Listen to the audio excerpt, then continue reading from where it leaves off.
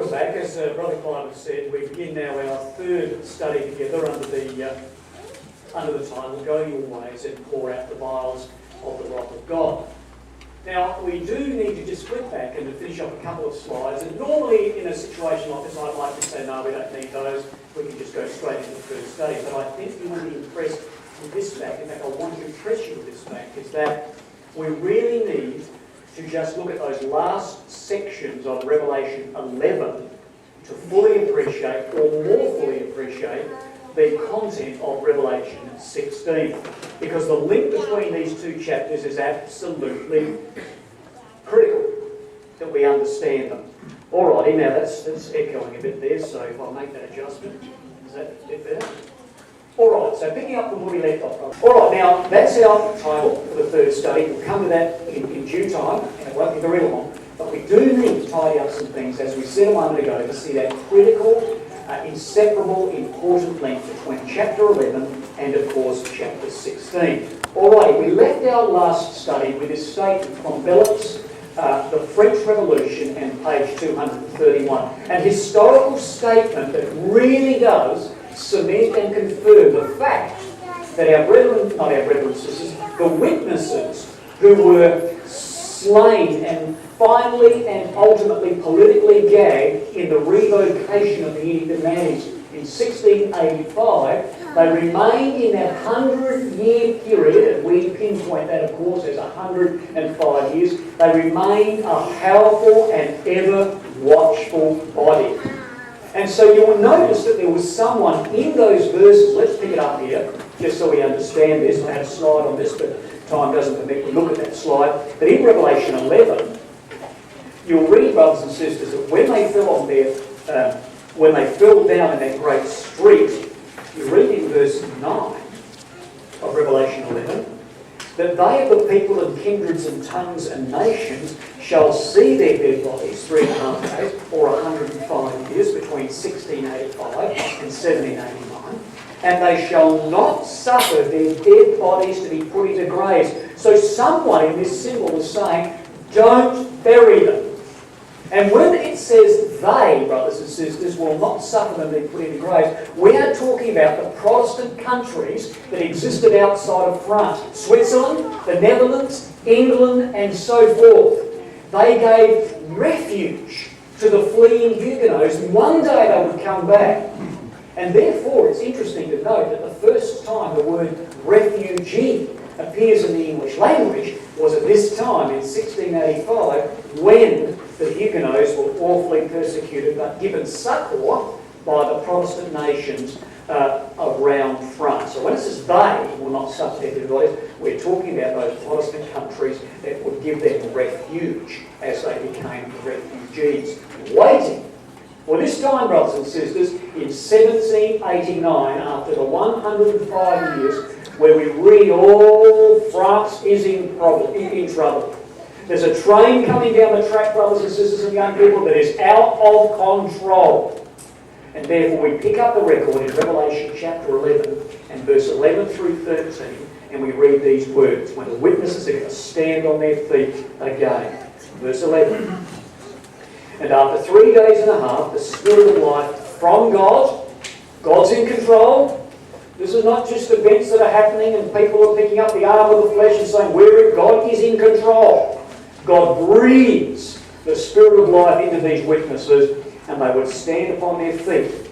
And great fear would fall upon those that had them fallen or slain in the first place. And they heard a great voice from heaven saying unto these witnesses, come up. Now, brothers and sisters, this great voice from heaven saying to whoever they were speaking to, whoever the voice was from heaven, is saying, come up. Here, in the context of France, we are in 1789. And France is in trouble. And there we have Louis XVI. He's seated up there. There we have the assembled parliament in France, and he is in trouble. And he's panic-stricken, as the nation is. And this great voice from heaven in verse 12, twice used, are the political heavens of France. This is the government of France. And here is Louis XVI, brothers and sisters, saying to all of these people, it's a great crowd, we need to sort the problem out. We need you to come up and assemble so we can sort out the mess. And quite frankly, the mess was France was broke. And Louis XVI is in trouble. And so he assembles this parliament. It was a parliament, brothers and sisters, or the Estates General was a French legislative body that was established way back there in 1302. And this Estates General that Louis calls to be assembled was actually a body comprising of three groups or estates of society: your clergy, your nobility, and your commoners.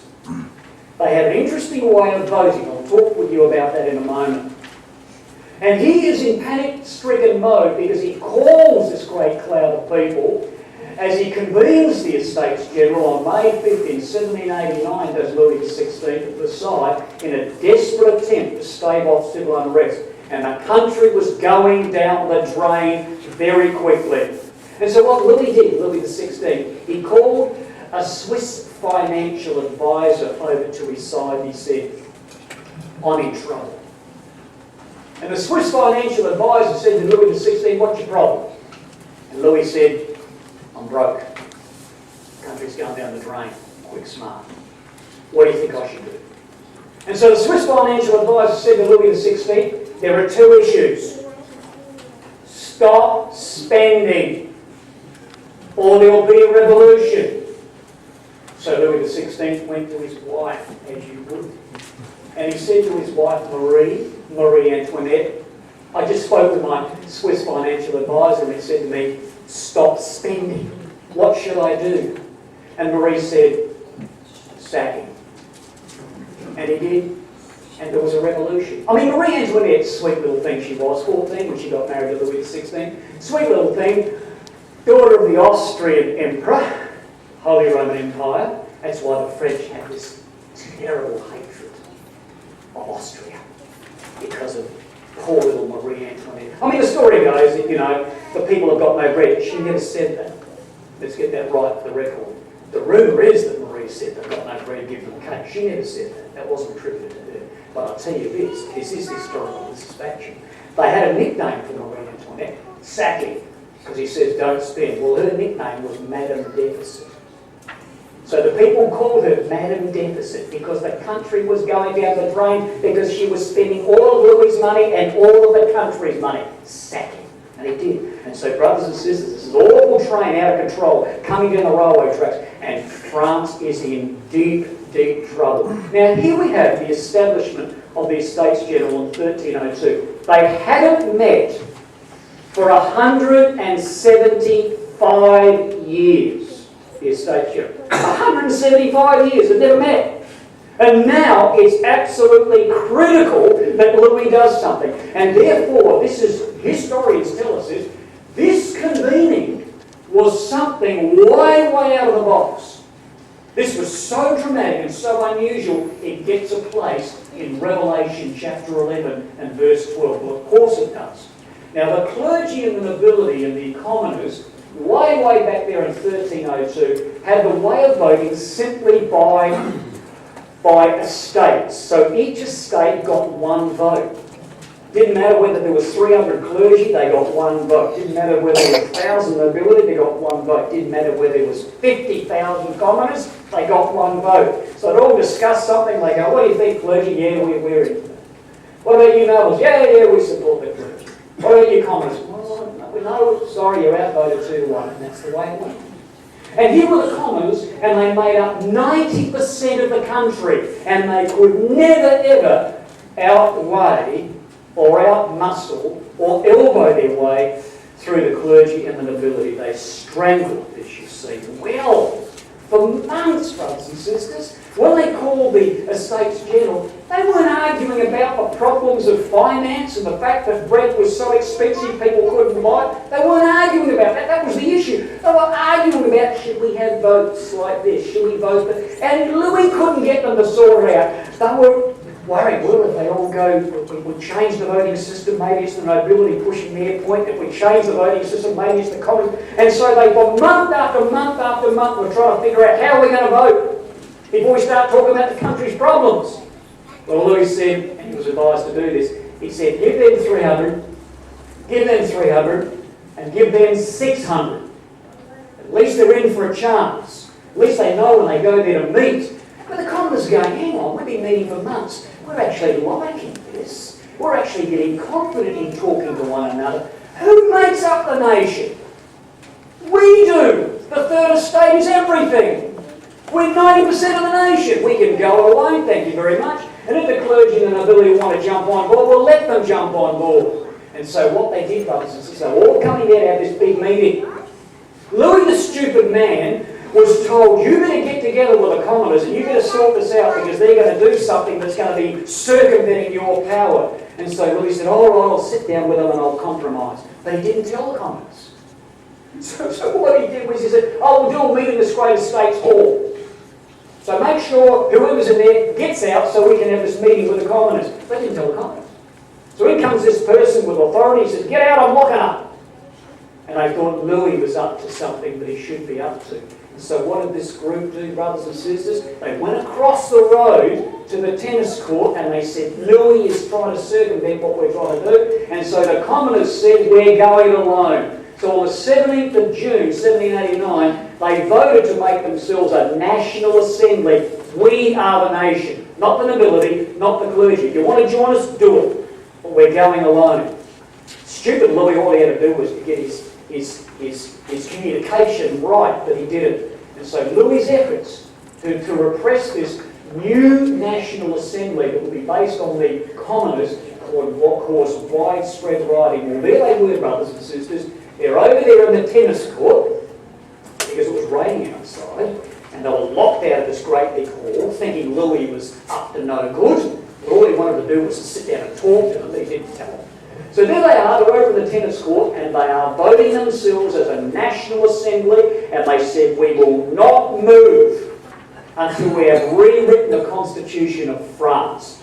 Verse 11, they stood on their feet. And there you've got all these commoners. You've got a few clergy that flipped across with them and a few of the nobility. But basically, they were the commoners. And so, brothers and sisters, this new National Assembly published a decree proclaiming liberty of opinions, both religious and political. The witnesses were back, standing on their feet. And the property of the exiled Huguenots, unsold at that date, should be restored to their rightful heirs. You know, brothers and sisters, there are some verses in the Bible that leap out at you and you think, is this the word of God or is it not? Is this accurate or is it not? And sometimes we quiver when we read the words. Have a look at this. In the same hour, there was a great earthquake, the political shakings in France. And a tenth part of the city, a tenth part of Europe, France, fell in this great shaking. And there was slain of men 7,000. Now you've got to imagine, most of you, it doesn't say there was slain of men 7,000. What does it say in the margin?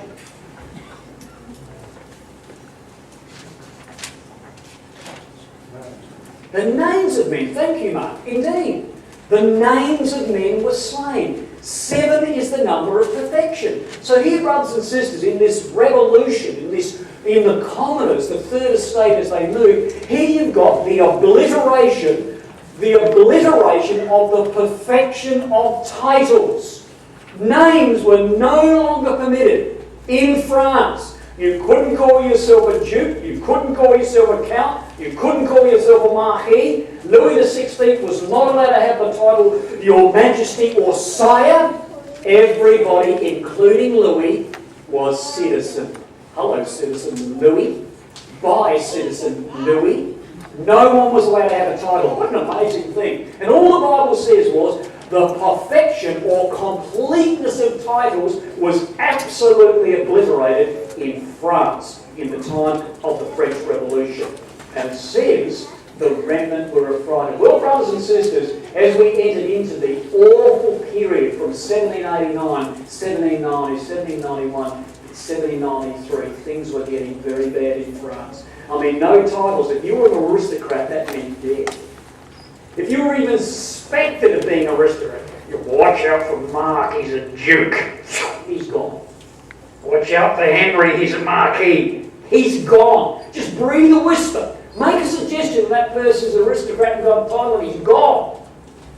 A breath of opposition to the course of events meant death, and it was an awful place to be, brothers and sisters, in 1793 through 1794, where the reign of terror was institutionalised. And in 1793, Louis XVI got his head chopped off. And toward the end of 1793, Marie Antoinette got her head chopped off. And all the Catholic kings of France are going, what just happened? The Bourbons, the kings of France, the epitome of Catholicism in the world of Europe. They just chopped his head off. They got rid of the monarchy. And therefore, brothers and sisters, Europe was shaking enormously at the ripples that were coming from France. Now, we alluded to this last evening. Amazingly accurate. You read the next part of that verse. And then they gave glory to the God of heaven. They feared and gave glory to the God of heaven. And what happened as an accumulation of their campaign, or a culmination of their campaign, of moral regeneration? The National Convention, which was the way in which France was now governed, they had a National Assembly, that didn't work. Then they had a Legislative Assembly, that didn't work. Now they got a National Convention, that didn't work. And then they had a Directorate, that didn't work. Then they had a Consulate, that didn't work. And in came Emperor Napoleon. Well, that worked for a long time, let me tell you. So all the way through the French Revolution, there's all these different forms of government. What about the third form here? As a culmination of their campaign of moral regeneration after the awful reign of terror in 1793.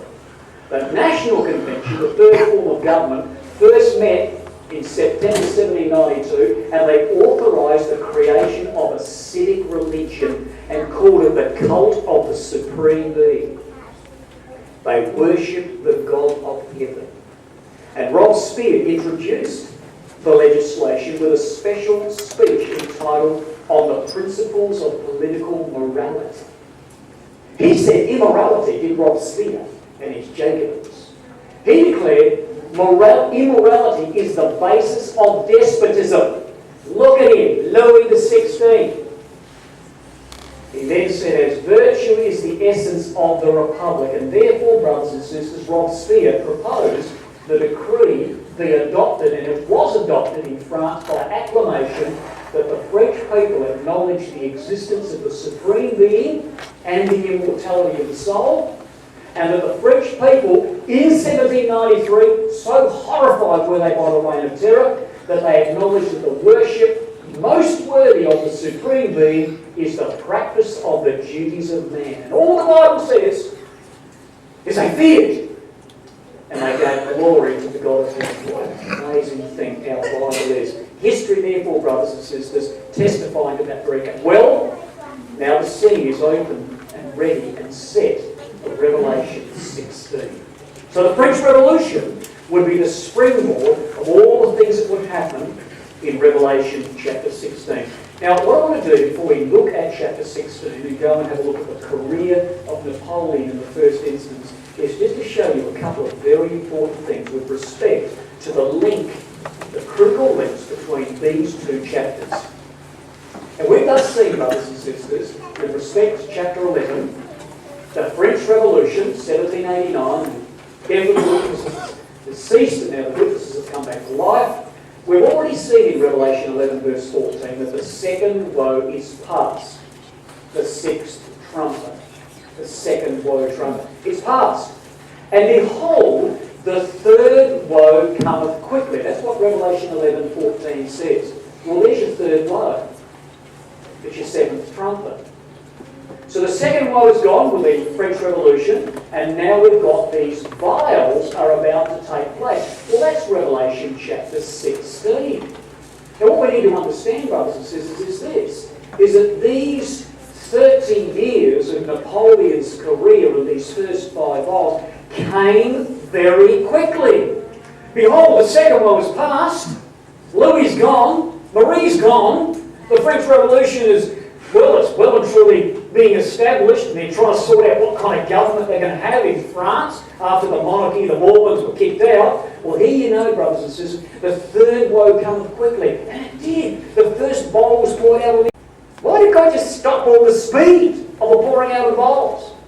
There's a very good answer, which we'll answer in our last study after lunch. But for now, brothers and sisters, what we really need to understand is this, is the connection you see. Now, what I want you to do, if you haven't done this before, just have a look at Revelation 11, verse 14. Now, we're going to clarify or clear up a few little issues here, just before we launch into chapter 16. Alright, now, Revelation 11, the sixth trumpet is just the second half of the sixth trumpet in Revelation 11 has just finished. Verse 14. Second woe is past. Behold, the seventh trumpet's coming quickly. Now, if you want to follow the continuity of the story, you would actually go from verse 14, after you've read the end of verse 14, straight to Revelation 16, to pick up the continuity of the story. Oh yes, from verse 15 in chapter 11 through to the end is an overview of the seventh trumpet. It's just a broad brush of the seventh trumpet. But if you want to follow chronologically the story of the Apocalypse, you'd read the end of verse 14, and then you'd go to chapter 16 and pick up the detail of the third woe. That is, the vials, as they start being poured out initially, very, very quickly. Question. Why does God do this? Why has God interrupted what appears to be a beautiful, smooth, which it is, chronological story from that verse in chapter 11 straight into chapter 16? Why does God put chapter 12, 13, 14 and 15 in the way? Well, there are very easy and logical and appropriate answers to that question. The first answer is this. John has just been introduced in chapter 11 to a beast. You see that? Chapter 11 and verse 7. And when they shall have finished their testimony, the witness, the beast, John has not seen this creature at all until now. It's taken 11 chapters of the Apocalypse before he sees this great big creature. We're not told what the beast looked like there, but we do know what it looked like because we've got other chapters. So John sees this great creature arise out of it. He got no idea. What's more, we have got no idea in Revelation 11 about these symbols: temple, altar, holy city, 2 witnesses, 42 months, 1,200. These are symbols that we would have no idea, brothers and sisters, as to what they meant. So the beast and these new symbols introduced in these first 4 verses, we don't know. God says you need to take a step back. Let's take you back in history in Revelation 12 and 13 and not only show you how the beast originated, so you really understand it, John. Pagan, Christian dragon, sea beast, earth beast, image of the beast. When John's finished chapter 12 and 13, he not only knows about the beast, but he's seen the beginning of the witnesses, and he's also seen the treading down of the holy city by virtue of the fact that focus would have been giving the beast in Rome power and authority. Can you see why chapter 12 and 13 is so necessary? Straight after chapter 11, so we get those points. Well, why is chapter 14 there? Well, I tell you, brothers and sisters, after reading chapter 12 and 13, you're thinking, beasts, beasts, beasts, nothing but beasts, beasts, all the way through. And it just seems in chapter 12 and 13, this beast knows no bounds. This beast has got power and authority that nobody can withstand. Is there going to be any end to the creature? That's why chapter 14 is there, because the very first verse of chapter 14 tells John this horrible monster in chapter 12 and 13 is going to be beaten by another beast. A little lamb. So verse 1, and I looked and I saw another beast. Imagine that. A little lamb. And therefore you read in verse 8, and there followed another angel saying, Babylon is fallen, is fallen. That's why chapter 14 is there, brothers and sisters, to just give John a little lift after he's needed to know who the beast is, because he wouldn't be able to work out chapter 11. And he needs to know who the holy city is. He needs to know who the witnesses are, which were established in that 12th and 13th chapter. Why is chapter 15 there? interrupting the flow from chapter 11 through to chapter 16. Well, when you come to chapter 15, 10 verses, smallest chapter of the Apocalypse. And that chapter doesn't have to be there, but God slips chapter 15 in there just to show you and me that the Apocalypse is not just history. Chapter 15 is slipped in there, brothers and sisters, to show that you and me have got to see ourselves involved in the work of the angels. And so when you really come to understand chapter 15, you're ready to walk with Napoleon. You're excited to take interest in this career of this man, because you're being told in chapter 15, get interested in this, because you're going to finish the work that this man begins in chapter 16. So there's a legitimacy of putting chapter 12, 13, 14 and 15 interrupting the flow. What an amazing thing the Apocalypse is. Well, we then start now, having used the French Revolution as a springboard, now we come in, brothers and sisters, to this section of Revelation chapter 16. And we now, brothers and sisters, these first 5 vials in Revelation chapter 16, verse 111, are all about God's judgments on an empire that would... It's always embarrassing, isn't it, when you walk down the front of the hall. Now what I'm going to do is I'm just going to stop, because you'll be watching him and asking yourself, when will he come out before me? I would be too. Not bigger than Napoleon. Pardon me? Not bigger than Napoleon. He is. But so am I, actually. So I'll show you that in a minute. It's a fact. It's an historical fact. Is he going to... He's going to be good. No, he's not coming. All right, we'll carry on. All right, brothers and sisters. Now here we've got Revelation chapter 16. He is coming. He is coming. Here he comes. Okay. Now we've got Revelation chapter 16, which really, brothers and sisters, is all about God bringing an end to an empire that had existed for over 1,000 years. And God's going to raise up in Revelation 16, using the French Revolution as a platform, as a springboard, as it were. God is going to raise up a man of destiny who would bring this empire, this holy Roman Empire, he was going to bring this empire blood to drink. Oh, look at verse 6 of Revelation 16. For they have shed the blood of saints and prophets, and thou hast given them blood to drink, for they are worthy. So here was a man of destiny, raised up by God to particularly and peculiarly bring this holy Roman Empire to its knees and bringing them blood to drink. And Napoleon, brothers and sisters, was a man who emerged from the French Revolution. In fact, Napoleon was a man who used the French Revolution to catapult him to stardom. And all these things that he did, many of those things were based on what had happened in the French Revolution. Now, of course, Napoleon was 20 years old when the French Revolution broke out. 20, 1789. And so as a teenager, Napoleon saw the rumble of this out-of-control train coming down the tracks, you see. And as a man, he then used the revolution to put him into a stardom, the likes of which had rarely been seen among men. In fact, historians tell us that Napoleon was the greatest commander, the greatest military tactician since Alexander the Great. He was an amazing individual. He really was, brothers and sisters, a man of destiny. But he had a few problems. But you see, Napoleon was born there, in Corsica. And it was only a few years before he was born that Corsica was conquered by the French. And so Napoleon grew up in Corsica absolutely hating the French with a passion. And what's more, he could hardly speak the French language. And what's more, Napoleon was only 5'2". That, brothers and sisters, is there.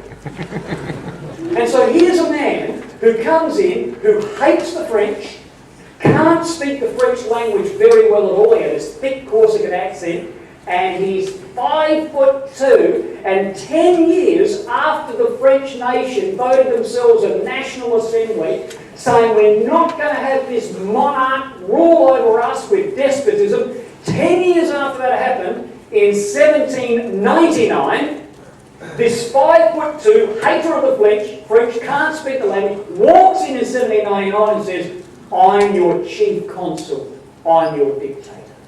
That would never, ever have happened in the natural scheme or course of things. The angels of God, brothers and sisters, were working in the man's life, in Napoleon's life. And so we have, therefore, brothers and sisters, this man would come along, he would be the heir to the revolution, and he would reorganise France, and he would conquer pretty much most of Europe. He was, in fact, a man of destiny. Now, we're going to be looking in our study, what's left of it, these first 11 verses, which deal with the first 5 vials. They deal with the 30 years of behold, the third woe cometh quickly. Now, of course, like Revelation 11, Revelation 16 culminates in a great earthquake. Of course, this is the greatest of all the 3 great earthquakes in the Apocalypse. Not a bad idea for those of us who haven't done this, just to get a brief overview, like we did in Revelation 11, of Revelation chapter 16. So just pinpointing where the vials are, and a very few brief comments about them, and then we'll flip back and have a look at some selected details out of this 16th chapter. Now in verse 2, we read that the first vial was poured out upon the earth. French Revolution was going to lay the pavement for this first vial. Now we read it was poured out upon the earth. Now what I want to do, brothers and sisters, this morning is just to make sure in verse 2 that we really come to terms with this expression in verse 2, the earth, the beast, and the image. How are the beast, the image, and the earth related? Are they related? Are they linked? Are they the same? So I want this morning to make sure that we clearly, unequivocally understand these 3 expressions in this first vial, or first bowl. Now the second vial was poured out in verse 3 upon the sea. And we read there that the sea became the blood of a dead man. And every living creature of the sea died. I mean, the blood of a dead man. I mean, dead men's blood. Tell no lies. I mean, dead man, as a pirate stick, I shouldn't be saying that. But the blood of a dead man doesn't flow. So what you have here in the second vial is that there's a cessation of the flow of something. Whatever that is. Now I find this really interesting. The detail will come in a moment. Something's going to happen in the second vial where a flow of something, a flow of blood, is allowed to be stopped in order, brothers and sisters, for the third vial, where the third angel poured out in verse 4 his bowl upon the rivers and fountains of waters, that they become blood. So there's a really interesting correlation or comparison between the second and the third vial. Second vial, stop the flow of blood. Why? Because in the third vial, I want blood to flow copiously. No blood, flowing blood copiously. You won't see how that happened historically. Stop the flow there, and in order that blood might flow with alacrity and celerity in this third vial. Well, that's the third one. Now the fourth vial, brothers and sisters, we read in verse 8, was poured upon the sun, whatever that is. And power was given to someone, him, to scorch men with fire. You wait for you to see historically how that amazingly was enacted with respect to Napoleon, scorching men with fire, and men were scorched with great heat, but continue to blaspheme the name of God. Well, that's our fourth vial. Our fifth vial is in verse 10. And the fifth angel poured out his bowl upon the throne of the beast. And this throne of the beast would have a kingdom that would be full of darkness. And he would gnaw his tongue with pain. And then we come in the record for our sixth vial, which will be the thrust of our study after lunch, the sixth vial was poured out upon the great river Euphrates, and the water thereof was dried up. Now, just continuing and finishing off our little chart on the screen, our seventh vial, which is not our brief in this series of studies, but the seventh vial in verse 17 was poured into the air, into the political area, into the political arena. And that would be, the seventh vial would be particularly and peculiarly the 40-year period between Armageddon and the beginning of the millennium. The work yet to come. You and I, brothers and sisters, will be involved in completing the sixth vial, and you and I, God willing, will be involved in carrying out the work of the seventh vial in the age to come. Alright, now that's just where the vials find their place in chapter 16. What we also need to do is just to pick out, from a big picture point of view, a few salient points before we do merge into chapter 16. And I'd like to start out with a brief overview by just reminding ourselves of some key verses in the Apocalypse, and this is one of them. You know, you read some verses and there is an alarm ringing in your ears, and it's got to be one of these verses. It's got to be Revelation 15 verse 1. You can't read Revelation 16 and really get the gist of this chapter until we drink in verse 1 of chapter 15. Because we read this, and I saw another sign in heaven, great and marvellous, 7 angels having the 7 last smitings, as it is in the Greek. There's no more coming. Oh, there's some bells ringing, brothers and sisters. These are the last judgment. We've seen God judge pagan Rome. We've seen God judge Christian Rome with all the barbarians and the Saracens and the Turks. We've seen God bring awful judgments onto France. And now, brothers and sisters, we're getting to the end. And this is the last smitings. There are no more. So what God's telling you and me is to take it in and get our house in order, because it could come any moment. And with that in our ears, having digested that verse, having used that verse as a context, we then go into Revelation chapter 16. And we read as an overview that the first vial, as we saw in our slide previous to this, would be in 1789, where God would pour out his bowl upon the earth. So you now see how Revelation 11 is so intimately and importantly linked to Revelation 16. We pick up the French Revolution in Revelation 16 and the first vial. This would in fact be the French Revolution, as Napoleon would begin to use this to catapult himself into the political firmament, as it were. Well, the second bowl would be poured out in 1793. And this would be the work of the Brits. Admiral Horatio Nelson, one of the important players in this vial. This would be the British naval blockade, as the Brits would cease the flow of something. So it would become as the blood of a dead man, you see. And so here in 1793, brothers and sisters, the Brits would come on the scene, rule Britannia.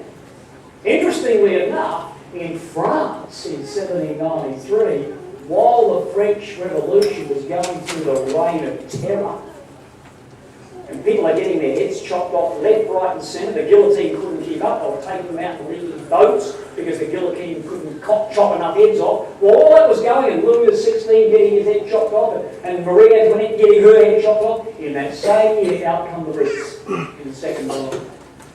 Now the third battle happened in 1796. This would be the Alpine campaigns of Napoleon. Now here's where Napoleon comes into his own. 1796. Napoleon is 27. And he's a major general. And off he goes to kick the Austrians out of northern Italy and southern Switzerland. They hate the Austrians with a passion. So 27-year-old Major General Napoleon heads off in the third vial to commensurate the Alpine campaigns, particularly in northern Italy, to beat the Austrians. Well, the fourth vial, brothers and sisters, would take place in 1805 This would be Napoleon's European wars. Now Napoleon's not Major General Napoleon anymore. He's now Emperor Napoleon. And he's been the Emperor for 1 year. So off in the fourth file goes Emperor Napoleon.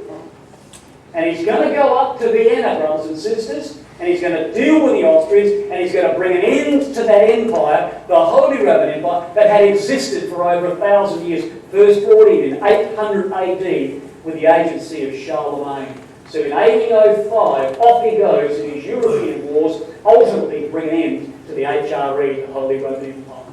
Well, the papacy would not escape. And in 1808, the papacy would be repressed, and he would gnaw with the Pope his tongue because of pain, but still did not repent. And then to finish off our little overview, we have our sixth vial, as we outlined in our script before this. This will be the eclipsing of the Ottoman Empire, and we have this beginning, brothers and sisters, in 1820. Now look, why? Why does God bother to take you and me through a whole series of wars in Revelation 16? Napoleon did this, yeah. He did. Who cares? So what? It's only history, isn't it? 200 years of it. Who cares? Why does God use these stepping stones one after the other after? Where is it leading? Is it important to you and me? Should we just push it away as a now read something else? I tell you what, brothers and sisters, the reason God put these things there for you and me in Revelation 16 is these are all stepping stones, ultimately, inexorably leading to this quotation, Revelation 18 and verse 21. Thus with violence shall that great city Babylon be thrown down, and shall be found no more at all. You and I will be doing that work, a work that started here. And stepping stone after stepping stone after stepping stone, we are seeing the angels working on our behalf in order that one day everyone in this room will pick up the baton and finish off that work. You can't finish a work that you haven't really been following, because you don't have the skills to complete it. We are following this, brothers and sisters, because we're going to be involved in the end of it. That's why God's put this chapter there for you and me. What amazing. Well, it will be brought about by this means. Napoleon, an unwitting instrument of the judgment on the Holy Roman Empire and the Catholic Church. There he is at his coronation, and he's wearing Caesar's crown. He thought he was Caesar. He wanted to be anybody great. He wanted to be Alexander, he wanted to be Constantine, and greater than them. Oh, what a man this was. What an enigma this man was. He was a vessel raised up by God. But you know, brothers and sisters, Napoleon saw himself as an instrument of providence. Napoleon said this about himself. I am the instrument of providence, said Napoleon. She will use me as long as I accomplish her designs, and then she will break me as a glass. And God did. God did. God used him, and then in 1815 at Waterloo, broke him as a glass. God's not finished with him. Right? Europe's been set now. The stage has been set for the rest of the drama. What an amazing thing. And some amazing things this man not only did, but said as we track through this now. So therefore, brothers and sisters, his campaigns, did Napoleon, brought untold suffering to Italy, to Austria, to Prussia, and this will be fitting vengeance for the blood of God's servants and the anti-papal witnesses who have been persecuted mercilessly in previous centuries, as we've seen with respect, for instance, to the witnesses and also to the temple, the holy city, and the altar. I've got no idea what that slide's up there. Let me just keep going on there. I do really, but it will take far too long and we won't get through this.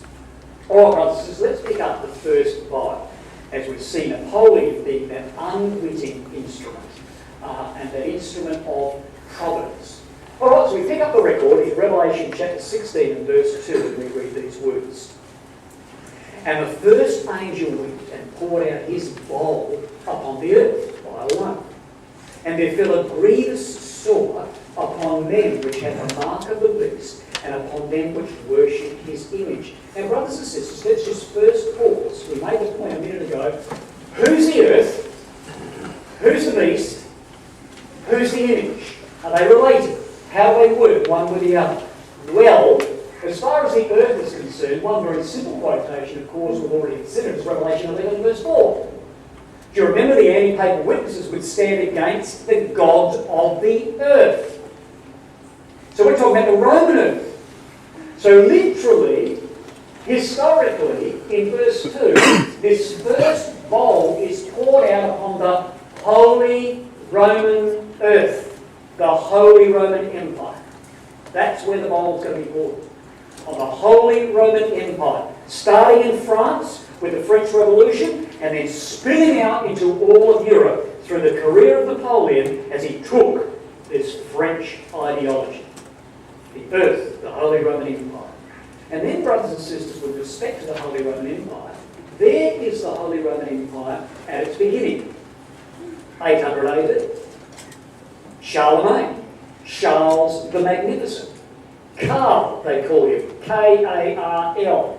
Charlemagne. And he joined, of course, with the Pope.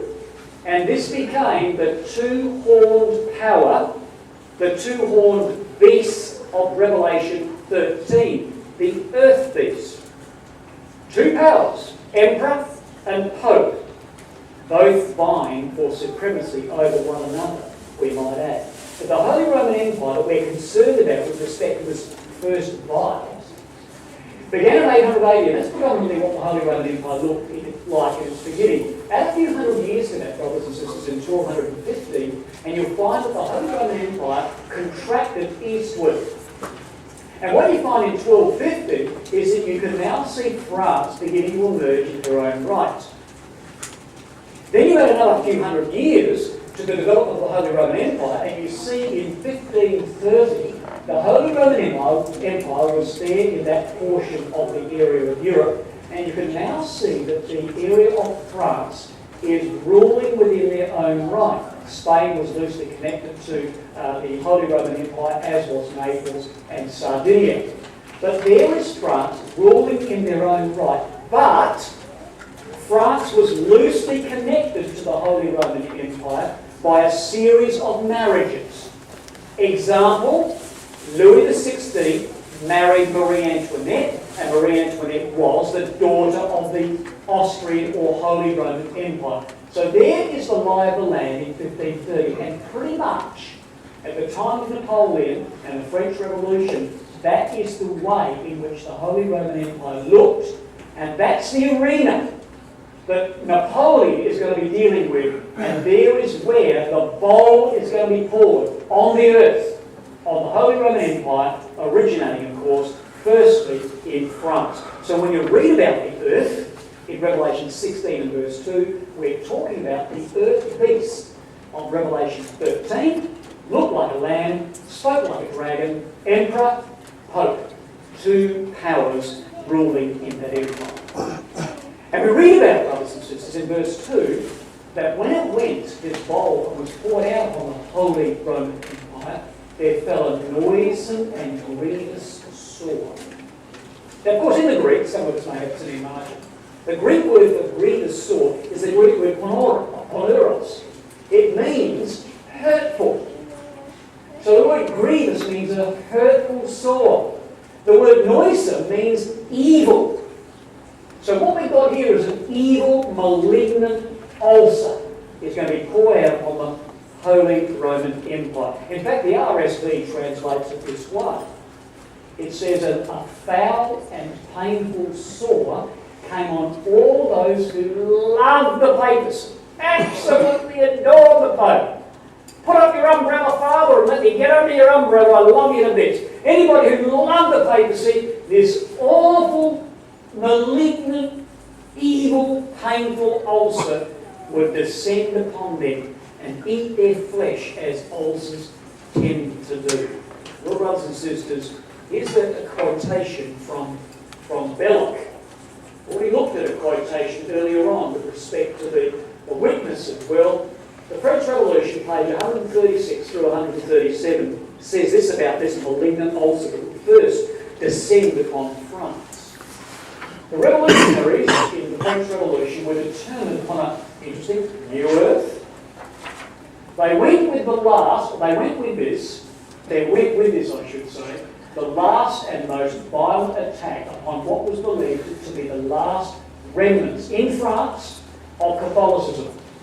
In France, a hideous, this is where the ulcer began, a hideous persecution of the priesthood in which an uncounted number of priests died under the rigours of transportation or of violence. So here God pours the bowl out. The ulcer begins in France and it spread like a cancer throughout all of Europe. Now there, brothers and sisters, is a map of Europe. Now there's the Holy Roman Empire. You may or may not be able to see that outlined there for us in red. That's the Holy Roman Empire. And an ulcer begins in France with the French Revolution and then spreads all the way through.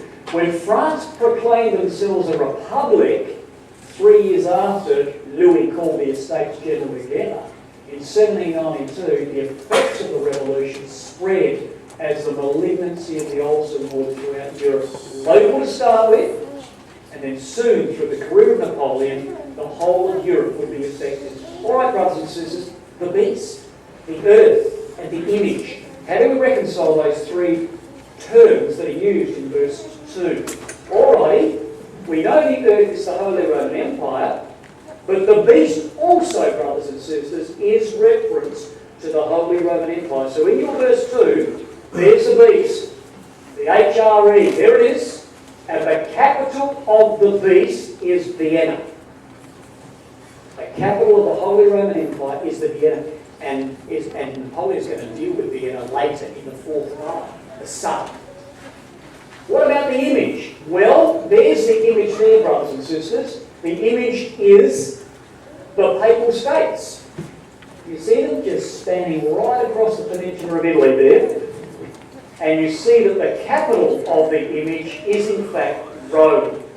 So we've got there in verse 2, the beast, which is the Holy Roman Empire, and the image is in fact the Papal States with its capital in Rome.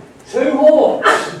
There's the horn there on one side of the Lamb, and there's another power or horn on the other side of this earth beast. Well, brothers and sisters, as far as Napoleon was concerned, at the beginning of the pouring out of these vials, there would be continuous war with Britain, Prussia, Austria and Russia until Waterloo. Until God had finished with this man and God broke him like a glass. But until he was broken, all millions died as a result of the revolution and the wars in Europe. Am not I worth more than 1 million men, said Napoleon? There were few men that spoke more about themselves than this man. Am I not more? Like you see some of the other expressions that he used. And in France, the beginning of the ulcer, there was the overthrow of the Catholic Church. There was the end of the Holy Roman Empire that existed for over 1,000 years, and a commenced shockwave of revolution would spread throughout Europe. You know, brothers and sisters, there's Europe. And God whispered in Napoleon's ear, but he didn't hear it. The angels were at work. There's Europe. And God said, Napoleon, that is your paddock. I put a big fence around you. You stay there. Because the outworking of these first 5 vials, God is going to bring judgment on the beast and the image. Vienna and Rome. And God says you belong there. That's the work that I have raised you up to do. You tell that to Napoleon. He wanted to go to England. You don't belong in England. He wanted to go to Egypt. You do not belong in Egypt. He wanted to go to Russia. You certainly don't belong in Russia. And so every time, brothers and sisters, every time Napoleon strayed out of that perimeter that God determined he should remain in, he was defeated. He went down to Egypt, he had to slink back, and he had his ship blown out of the water, he had to leave 30,000 of his men in Egypt, he had to get back into Europe. God says, you don't belong down in Egypt. He thought about taking England twice. And just in his contemplations, he stood on the English Channel, he thought, this is ridiculous. He could not take the Brits. Defeated. He went to Russia. Oh boy, was he defeated in Russia, brothers. Every time he strayed out of that place that God said in Revelation 16 verses 1 to 11, that's your career, Napoleon. He was always defeated. But I'll tell you what, brothers and sisters, every time he went to war in that paddock, He was always victorious until Waterloo. But then God finished with him and broke him into glass. So, that's the first vial. Now the second is so important with respect to the fourth and the fifth. And third, I should say. I'm not good at math. So the second vial is so critically important with the third, the fourth, and the fifth, as we shall see. Alright, the second vial says this in verse 3. And the second angel poured out his bowl upon the sea, and it became as the blood of a dead man, and every living soul died in the sea. Well, of course, brothers and sisters, this was the blockade of Europe by the maritime forces of the Brits. Britain now dominates the sea as it would from 1793 right through for many, many years.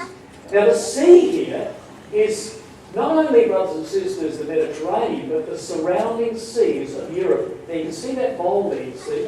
That bowl of the judgments of God was poured out to a great big rope all the way around there. And so it formed a great barrier all the way down there through Spain, France, all the way around there, all the way around there to the Italian toe, the peninsula toe there, and it would, brothers and sisters, be a barrier that would stop. Britain would control commerce. Britain would control trade. Britain would control the flow of ships. What a dominant power the Brits were. Why? Predominantly, brothers and sisters, this second vial came into play to keep Napoleon in his paddock.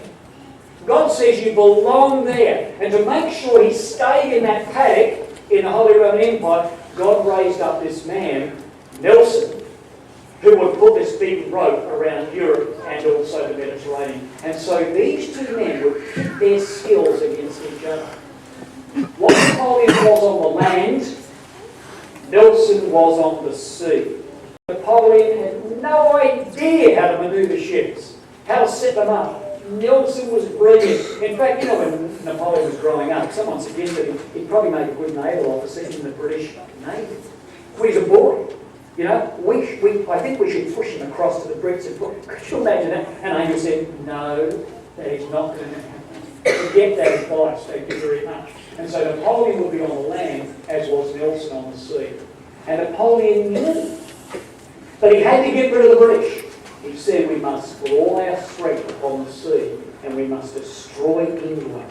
And if we get rid of these pesky Brits, then the continent will be at our feet. I can go anywhere I like. I can go to Egypt, India, I can go to Britain, Ceylon, anywhere I want. Well, brothers and sisters, this man in the second vial was raised up, and God was going to use the tactical genius of Admiral Horatio Nelson to defeat numerically the superior forces of Napoleon's navy. And by 1805, Britain completely dominated the seas and did so for the next 50 years. So what?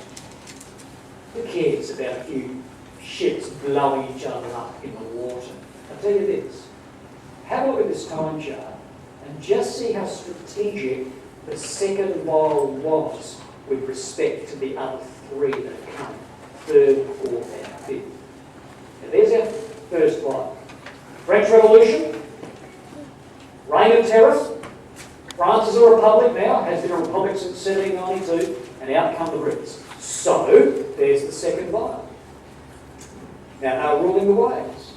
That's 1805. But you see, by 1805, Britain completely dominated this and did so for the next 50 years. Let's push it out now on our chart. So let's go woof, right out there, and now we've got Britain dominating. And so the second vial becomes an overarch to keep Napoleon penned up in his paddock so that he could deal with those issues in the Holy Roman Empire. So, you see therefore the relationship between the second vial and the third, fourth and fifth. Here they are. Here's the third vial. Here's where Napoleon was going to do his work in the fountains and rivers of waters, the area north of Italy and south of Switzerland. You belong in there, Napoleon, and to make sure you stay there and do your work, the Brits are going to make sure you don't go woofing off wherever you want to woof off to. And then you have the fourth vial. And the fourth vial, brothers and sisters, begins in 1805. And this would be Napoleon's European wars. and he's going to go up to Vienna. And again you see that the second vial is overarching it to make sure he stays in his paddock. And you've got the fifth vial, where the punishment or judgment will be poured upon the papers. And again you've got the second vial overarching the fifth. So you can see how the first, third, fourth and fifth are all one after the other, lineal, whereas the second overarches the third, fourth and fifth, strategically placed there to keep Napoleon where he belongs. I want to say a couple of things. Battles don't do a lot for me. I want to say a couple of things just to show you how potent the Brits were and how frustrated Napoleon got, forcing him back to his paddock in the Holy Roman Empire. Now, there are two major battles that are worth mentioning, just one or 2 points about these two battles. The first one worthy of mention is the Battle of the Nile. In August 1798, a French fleet was defeated by a smaller British armada commanded by Admiral Nelson at the Battle of the Nile at Abu Qir. Abu Qir, brothers and sisters, is there. There's the Bay of Abu Qir. So what? Who cares about the Battle of the Nile? I tell you what, who cares? Napoleon cared. Because you see, brothers and sisters, Napoleon's gone down to Egypt. He says, I'm going to Alexandria. I'm going to kick out the Mamelukes who ruled in Egypt at that time. I'm going down there into Alexandria, and then I'm going to march my men down to Cairo. And you know where he wants to go. You bet you know where he wants to go. Once he's taken Egypt and Palestine, he's got a stranglehold of the trade of the British from England to India. And not only did he want to strangle the trade and cut off the trade for Britain and cut off her resources, but also Napoleon wanted to go down to India because Alexander went there. And if Alexander the Great went there, I want to do it too. So he's down in Egypt. You see, when he gets down to Alexandria with his men, about 47,000 men, he gets to Alexandria and his little fleet dodging the British through the Mediterranean, and he marches his men down to Cairo. Shouldn't have done that. Men died through thirst. They went insane. Many of them shot their brains out because they couldn't go any further. They didn't calculate the march from Alexandria to Cairo. And when he gets down to Cairo, sure, there were a few wars in Palestine. Some he did well in, some he didn't. But when he got down, his brothers and sisters, to Cairo, with his men, down to the pyramids, he starts bringing out his scientists, bringing out his botanists, bringing out his architects, and he's bringing Egyptology back to Europe. The Rosetta Stone came back to Europe based on Napoleon's campaign down in Egypt. So there he is, he's writing sketches and he's writing poems and he's doing engineer things that engineers do. And God says, you do not belong down here. I don't care what you're doing with respect to the pyramids or Egyptology in Europe. You don't belong in Egypt. And while he was down in Cairo, brothers and sisters, along come Nelson and blew his ships out of the water. And Napoleon was stranded in Egypt. And by the way, while he was down there, it led to a coalition of forces, European states against France. Napoleon looked back to his country and said, they're a mess. Well, of course they are. You should be there. And so Napoleon had to slink back, brothers and sisters, back into the place that he belonged. The Brits made sure of that. Here's the second of one of the major battles with respect to the British. The Battle of Trafalgar, 1805. Now, Trafalgar is there at Cadiz. There's Cape Trafalgar there. Well, brothers and sisters, with respect to the British fleet consisting of 27 ships, commanded by Admiral Nelson. He's 47 is Admiral Nelson at the Battle of Trafalgar. 47. It was a fatal day for Admiral Nelson. He was wounded mortally. He engaged the French and the Spanish on the 21st of October in 1805. So what? Well, in the Battle of Trafalgar, brothers and sisters, by the day's end, 20 French and Spanish ships were totally lost, gone, annihilated. You think, oh, 20 ships. Not many in the big scheme of things. You go down to Devonport, just take your picnic lunch, take the kids. No, don't take the kids. They'll be distressed. Go down there yourselves in your picnic lunch. Sit there on the wharf. You've got a wharf at Devonport? Yeah, I think yeah. You've got a picnic area. It was like you saw the picnic area down there. Go down there with your picnic lunch and stand there and sit there and watch. In comes the princess, is it the princess of Tasmania? Spirit of Tasmania. I wrote on that one. Probably going to sing soon anyway. But you stand there and watch that and you see, they're just coming in. Whoop, it just disappeared. Whoa! And then another ship comes in an hour later. Whoa, that just sunk. You think, yeah, that's pretty dramatic. And then you sit the third hour, another. You sit there, brothers, for 20 hours. Every hour, a big ship disappears in the ocean. You think, heck, this is enormous drama. Well, it was. 20 French and Spanish ships were gone, not one single British. Or did we rule the waves, or did we not? Were these Brits pesky? Oh, they were more than pesky. They've got to get rid of them, Napoleon. You've got to get rid of them because they'll create havoc wherever they go. And they did. Now, to show you how effective the Brits were, they forced Napoleon, therefore, to engage in this third vial. I love this vial. There's so many interesting things that were happening historically with respect to this. So we read in verse 4, the potency of the Brits forced Napoleon, therefore, in verse 4, to be part of this third vial. So we read, and the third angel poured out his bowl upon the rivers and fountains of waters, and they became blood. And you see the bowl? It's been poured out on this particular peculiar area here. Now what happens, brothers and sisters, with respect to Napoleon? This was his outlying campaigns. He's now going to take northern Italy. He's going to take the Pope prisoner. Now what he does is he comes from Paris up there, and he's going to come down to Toulon, pick up some fellows, and he's going to go up there, and he's going to kick the Austrians out of that area there. Now brothers and sisters, with respect to Napoleon, have a look at now this third vial and the importance of these words. We already alluded to them very briefly in verse 6 of Revelation 16. Verse 6 is particularly and peculiarly related to this third vial. Why?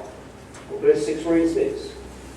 And they have shed the blood of saints and prophets, and thou hast given them blood to drink, for they are worthy. That is peculiarly and particularly related to the third vial. Why?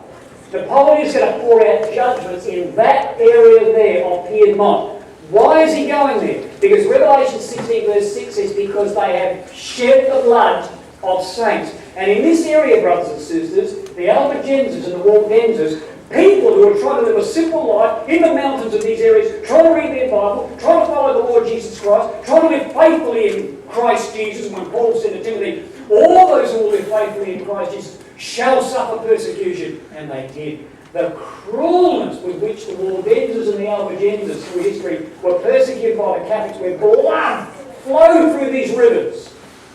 God said, I have reserved a special judgment for this area because they shed so much blood on those who tried to open their Bibles and just do the readings after dinner. And they'll persecute authors. And God says, go there, Napoleon. And before we go with him, I'm going to show you something about Napoleon. I want you, before we go with him on his march to this area, I want you to get the gist of this now. I want you to get the feel of Napoleon. I want you to enter into his mind, brothers and sisters. Let's look at him with respect to what happened to him up until this time. He's ready to head off to beat the Austrians and undo or bring judgment on what all the Catholics did on the Waldenses and the Albigenses. Well, Napoleon was born in 1796. He died in 1821. He was 52.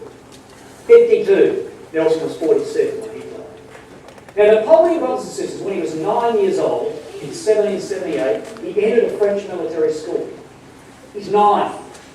And when he went into this French military school, the other kids teased him because he had this thick Corsican accent. He spoke funny. So the other kids teased him. And that caused Napoleon at 9 years old to withdraw and become anti or non-social. When, of course, he did become social, he dominated. Surprise, surprise, at his 9. So the other kids teased him, and so that forced this little 9-year-old kid into his books. And he particularly went into the books of mathematics. He became a mathematic geek, if you like, at 9 years old, then Napoleon. Well, brothers and sisters, when he was 16 years old in 1785, he was commissioned as second lieutenant. He's 16 and he's a second lieutenant in 1785. Then in 1792, he's 23 years old and he's promoted to captain. He's 23 and he's a captain in the French army. Where's the French Revolution? Well, the French Revolution is there. Remember we said that Napoleon is 20 years old when the French Revolution breaks out. So when the French become a republic, or France becomes a republic, and the revolution's been going a few years, there's Napoleon, 23 years old, he's promoted to captain. Well, He's 24 years old, brothers and sisters. A year later, it's 1793, and he's 24 and he's made a brigadier general. Now, 1793 is a reign of terror.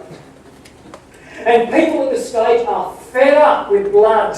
They're fed up with the Inquisition. They're fed up with this revolution that was supposed to bring so much peace and so much freedom.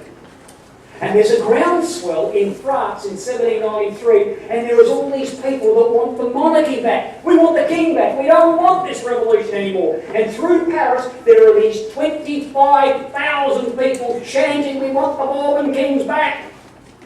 It's a crazed mob, brothers. It's a mob. It's a crazed mob. And so they're scratching their heads around thinking, who's going to deal with the mob? This is a crazy people. Who's going to deal with them? We'll get Napoleon. He'll deal with them. I tell you what, brothers and sisters, he might only be 5'2", but he was a brutal man. He was a man of decisive decision. We'll get Napoleon. You know how to handle a crazed mob. And he did. Napoleon said to his mate, get a cannon. His mate said, what do I do with it? Stick it in the street. What do I do then? He said, watch. And so these 25,000 people come swarming around the street and said, well, let it off. Boom! He just blew them. 200 people, brothers. He killed 200 of his own people. And all he said was, well, we just gave them a whiff of grape shot, didn't we? And he quelled the uprising. Well, as a result of blowing the cannon. I mean, brothers and sisters, they had problems on their border with the Prussians, with the Russians, with the Austrians, and he's blowing his own people to smithereens. Well, as a result of that, they promoted him to Major General. That's what they're doing for him. You see, you just put a cannon in the street, blow a few people out of Launceston, and they'll promote you to mayor. So there they were, brother. They promoted him to Major General, and he's 26 years old in 1795. Well, he then met Josephine. It wasn't all war. It was all love there as well, you see. So he met Josephine, brothers and sisters. He's 27. It's 1796. Now, Josephine was a widower. Widower. What's the female? Widow. No, I better get it right. So Josephine was a widow, and she was a few years older than Napoleon. She had a couple of children, and she saw her days. She was in the mid-30-ish, and so she saw her days numbered. So she saw this young man, this young star, and a good catch, you see. And so Napoleon was infatuated with Josephine, and he married Josephine, you see. Here he is, he's a major general, he's 27 years old, and he marries her, falls in love. But he only had 1 or 2 nights with her after they got married. He said, sorry, darling, love you to bits, got a war to fight, see ya, we'll write. And so off he goes to his campaign in the fountains and rivers of waters, you see. The third vial. He's off. We'll finish off our chart. When Napoleon reaches the age of 30, brothers and sisters, it's 1799, and he seizes power. Now you've got to be careful here. It's a bit tricky. Because in between the time that he marries Josephine and heads off to his Alpine campaigns in northern Italy, and the time he seizes power as the first consul, in between there he's gone down to Egypt. Right? He's been down to Egypt doing all those sketches of the pyramids, and he had to get back because they blew his ships out of the water. Alrighty, he's 27. He's married Josephine, had a couple of nights with her, see you, darling, off they go, and there he is, brothers and sisters. He's going to the area of the fountains and rivers of waters. He comes down from Paris, and he comes down here to Toulon, you see. He's got to go up there and kick the Austrians out of this area. So he comes down from Paris, and he comes down to Toulon, and he's got to pick up the Italian army. So he gets down to Toulon. He looks at the Italian army and says, who are you? And they said, we're the Italian army. He said, where's your horses? They said, we ate them. He said, where's your guns? They said, we left them in the field of battle. He's got to go and meet the Austrian. And he's got all these decrepit, sickly-looking bunch of scramblers, and they've just eaten the horses, and you go and meet the Austrian. He's got 3 months to go. I'd be saying, I'm going back to Josephine. No way am I marching with you guys. They did. 3 months, brothers. They just eat their horses. Didn't know where their weapons were. 3 months. He inspired with rhetoric. He inspired with example. And he marched in, and in 1796, he's 27 and he's a major general, and there was battle after battle, brothers and sisters, in this area of fountains and rivers of waters, and one after the other, these battles were fought all the way through this area where the Catholics had brought much blood, and the third angel now was going to pour out his vial because they would become blood by virtue of the blood that they had originally shed. the Catholics themselves. All right, brothers and sisters, let's go and beat the Popes. Let's go and deal with the Pope, shall we? So after defeating the Austrians in Lombardy, Napoleon then turned on the papacy and headed south. Well, the Pope heard Napoleon was coming with his French army, with the Italian army. The Pope said, oh, we're going to get an army together. So he got all these fanatical peasants together with pitchforks and, I don't know, spikes and whatever. They were no match for the French army, brothers and sisters. The French army come in to sweep these fanatical peasants right to one side, and they defeated the Pope's army at Vials and Ancona, and Napoleon advanced on Rome, and the Pope sued for peace. He was given, brothers and sisters, blood to drink. Well, he's finished his Alpine campaign. He's 27. He's coming back to Paris. But I tell you, brothers and sisters, after his triumph in Italy, he's coming back, and as he comes into Paris, the people absolutely love him. They just adore Napoleon. They love him to bits. He is the man of the day, and he's coming back into Paris. Now, he's been over there in Italy. He's been negotiating with the Pope. He's been negotiating with the King of Naples. He's been carving up land. He's been writing law, and he's a politician. He's actually a government on the move, is Napoleon. He's not just a general. He's a supreme tactician and politician.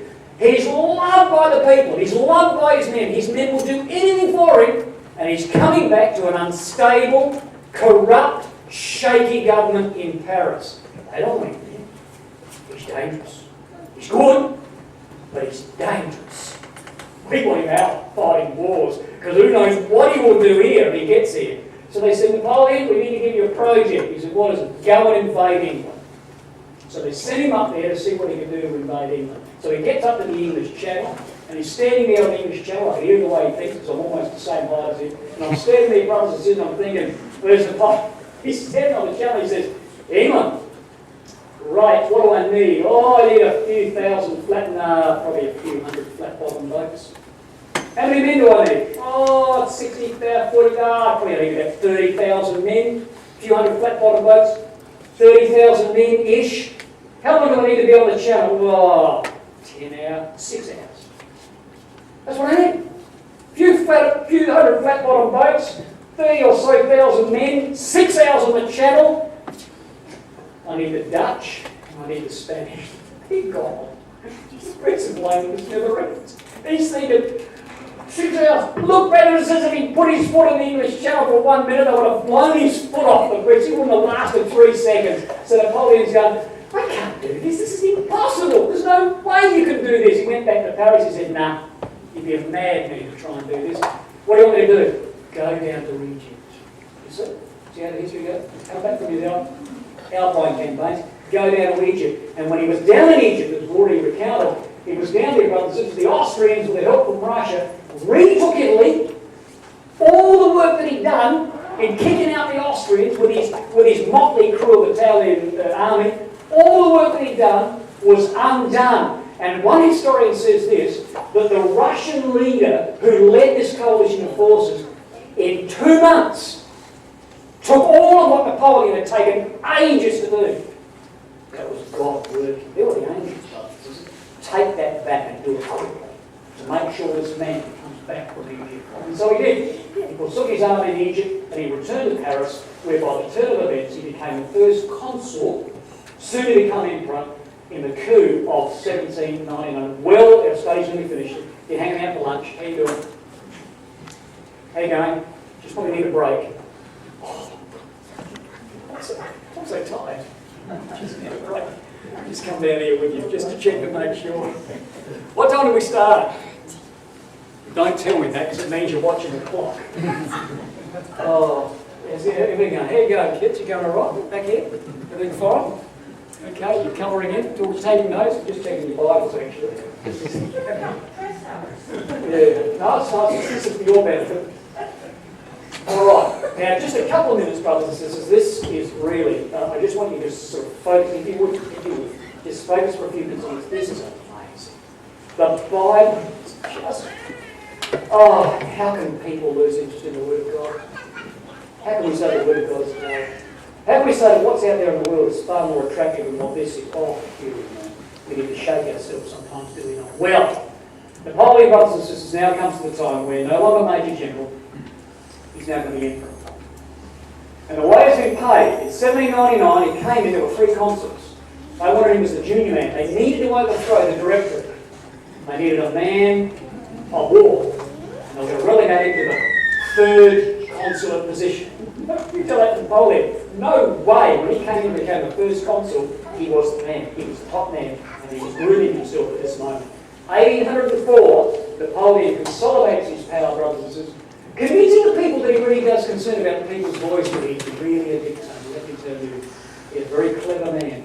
Now this crowning of Napoleon, brothers and sisters, was the beginning of the end. This is the beginning of the end of this man.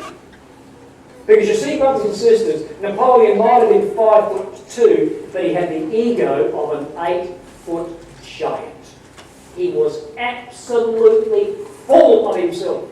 He was full of himself, as Napoleon. And so when he was crowned, he didn't go to Italy and said to the Pope, here, crown me, I've just come to visit you. He said to the Pope, you get over here, I'm not coming to you, and I'm wanting you to come to Notre Dame. You are coming here. Now, there's the photograph, well not photograph, there's the paint.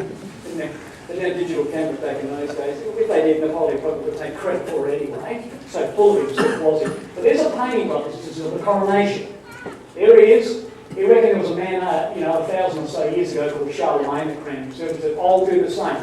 So he calls the Pope over here, brothers and sisters, and he said, you sit there and you watch. Now when the artist painted all of these pictures, and the artist that Napoleon had painted lots, hundreds and hundreds of paintings, some fanciful and some true.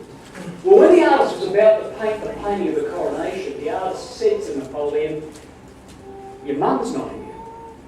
Well, she didn't go.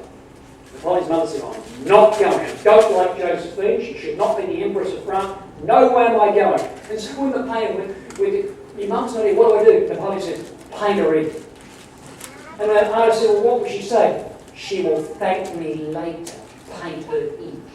And you see, brothers and sisters, you see the Pope there, sitting there with his little hand out there, with the hand out stretched like that. He wasn't doing that. Napoleon said, you sit there and you watch. You do nothing. And so the Pope's sitting there and he's got his hands on his knees and he's watching. Well, when the artist started to draw the painting, Napoleon said, oh, you better make out the Pope was doing something. He called him over. He put his hand up there and make out he's doing the sign of a cross or something. He did what he liked. He just called the shots. This man was so full of himself. Well, we now move in now to this 4th Bible, brothers and sisters, to show how this man was just known throughout the world as a man who did not mess with. And so we read in verse 8, the 4th angel poured out his vial on the sun, and power was given unto him that he scorch men with fire. Now this was Napoleon's Austrian campaign.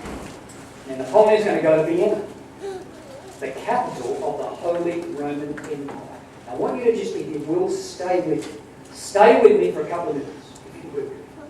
You don't tell me. You haven't stayed with me. Make out of it. Now, brothers and sisters, look at this. This is amazing. To me, this is amazing. He's going to Vienna. Now, the sun, of course, in the Bible, is a symbol of political power. Psalm 89, verse 36, talks to the Lord Jesus Christ as the Son. S-U-N.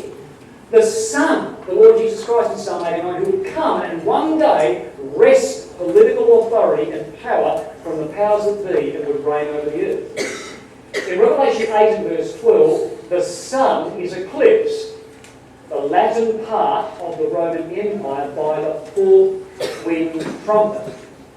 How do you talk about that? This one I find amazing. You know Revelation 12 and verse 1, back to front, inside out, upside down. You know in Revelation 12 and verse 1 that a woman's introduced in heaven, Revelation 12 verse 1, she's clothed with the sun. She's got the moon under her feet, she's got 12 stars around her head. You know that's the apostasy. You know that's Christianity gone bad and is now wearing the political shroud of authority. Revelation 12 verse 1. I tell you what, brothers and sisters, Napoleon's going up to Vienna, the capital of the Holy Roman Empire, that was started by Charlemagne. What's Charlemagne? What's Revelation 12 and verse 1, with a woman clothed with the sun, got to do with Napoleon here in AD 1805? Well, I'll show you this. There, brothers and sisters, in Europe, the sun had been the Holy Roman Empire since AD 800. So since Charlemagne came in and established this empire that Napoleon is now going to bring him to, it has been the sun of Europe for over 1,000 years. He's going to deal now with the very thing that Charlemagne brought in. And what's that got to do with Revelation 12 verse 1 with the woman clothed with the sun? Have a look at this. There's the cathedral in Aachen. Charlemagne built that. Charlemagne, the founder of the Holy Roman Empire, that Napoleon's going to get rid of. Charlemagne was born in Aachen, not at the temple, in that cathedral. But Charlemagne built that. Now there's Aachen there, brothers and sisters. Aachen is as it is in Germany at the moment, but Aachen was there, the capital of Charlemagne's empire, the birthplace of Charlemagne, and a cathedral that he built. What's important about that? Well, let's go inside the cathedral. And as we go inside that cathedral, brothers and sisters, notwithstanding the amazing stained glass windows, that cathedral that Charlemagne built, the founder of the Holy Roman Empire, there's a golden woman standing on the moon. She's wearing the sun and she's got 12 stars around her head. Charlemagne put that there. Where did he get that from? He got it from Revelation 12 and verse 1. And no less than 32 emperors were crowned in Aachen, in that cathedral, under that sun, which was taken from Revelation 12 and verse 1. And Napoleon's coming to take it out, brothers and sisters. Well, of course, history shows us that from 1438 to 1806, the rulers of the Holy Roman Empire invariably came from Austria. And so the ruler of Austria was regarded as the ruler of the Holy Roman Empire. What an amazing thing. Revelation 12 verse 1. Think about it. Charlemagne builds this cathedral. Emperors are crowned under this woman wearing a sun. And up goes Napoleon to the sun, the capital of the Holy Roman Empire. What an amazing thing. Well, here he comes, the man of fire. The record says in Revelation chapter 16 and verse 8 that the fourth angel pointed his vial on the capital of the Holy Roman Empire, Vienna, and power was given to Napoleon to scorch men with fire. And we're not going to go through the Battle of Austerlitz, the Battle of Montebello, the Battle of Ulm, none of those things, brothers and sisters. If you read the English tabloids of the day of Napoleon's wars, the thing that you read in the British tabloids, they kept writing about Napoleon as a man of fire. Every time he set cannons off, he knew how to set cannons off in such a way that when he blasted them, it was like he was surrounded by fire. But I'll tell you this, no greater incident than the Battle of the Pyramids can show what people thought about this man of fire than when Napoleon was down in Egypt originally, and when he went down there, and there was this battle that took place called the Battle of the Pyramids, where Napoleon faced the awful fierceness of the mammals of the Nile, 2 hours, in panic of flight. Many were cut down while the pursuing French, and those who escaped carried to all parts of Egypt the fame and terror of Sultan Kabir. They called him the King of Fire. What an amazing thing. And you can multiply those quotations time and time again. Well, this is the end of our study. We need 1 minute for this one. The fifth angel pointed his vial on the seat of the beast. The papacy would not escape, brothers and sisters. And this would be Napoleon's Italian campaign as the papal states would fall and Rome would be taken. And so there now, he's done Vienna, he's done the Alpine regions, the Waldenses and the Albigenses as justification, and now he's going to pour out the vial on Rome itself. And so, brothers and sisters, in 1809, Napoleon took the Pope prisoner. The Roman state was abolished, and the Pope was banished from Rome. Did that affect the papacy? No, it did not. Verse 11. They still blaspheme the God of heaven because of their pains and their sores, and the Catholics, irrespective of what God had done to the pagans, the Christians, and now the Holy Romans, they still would not repent. And therefore, brothers and sisters, it shows you that even after he did all these things in 1809, it shows you that in 1824 they circulated this doctrine that anybody who circulates scriptures without Romish interpretations, they denounce them as poisonous pastures. You can't read your Bible except you have Rome's interpretation. If you do, you're reading in poisonous pastures. That's blasphemy. In 1854, they brought in the doctrine of the Immaculate Conception. Worship Mary. They blasphemed the God of heaven. And then, brothers and sisters, in 1870, when they got kicked out of their temporal power, they brought in the dogma of the infallibility of the Pope. And on, the scroll of the wickedness of their deeds was there for all men to see who had eyes. They still would not repent. And so the papal throne had been abolished. Napoleon's work was done. God was going to break into glass. And his further campaign simply added to the absolute misery already experienced by the worshippers of the beast and his image. And so, brothers and sisters, Napoleon was defeated at Waterloo on June 18, 1815. And he was exiled to the remote Atlantic island of St. Helena. Napoleon died in 1821, and he was 52. Brother Thomas, or John Thomas, was 16 when Napoleon died. He didn't know the truth. Can you see why the passion in books like Eureka were there? And God raised up John Thomas. He wasn't infallible. He didn't have it all right to start with. But God raised up John Thomas as surely as he raised up Napoleon, as surely as he raised up Nelson. And what Nelson was on the sea, Napoleon was on the land. And what Napoleon was on the land, John Thomas was on the Bible. I'm not eulogising for one whit, brothers and sisters, but he was a man raised up. And therefore, brethren and sisters, if the French Revolution had not happened, if the wars in Europe had not happened through the career of Napoleon, if the church and state had not been separated, you and I would not be here today. We've got so much to be thankful for, and so much interest we should have in the work of the angels. And God willing, in our study, which is great, we actually finished the study. I do thank you for your indulgence to allow us to do that. But we will, brothers and sisters, after lunch, pick up our last study, as it were, and our study will be on the 6th vial, and will be under the title, A Way Prepared, as we now look at our particular involvement in the things that we have already historically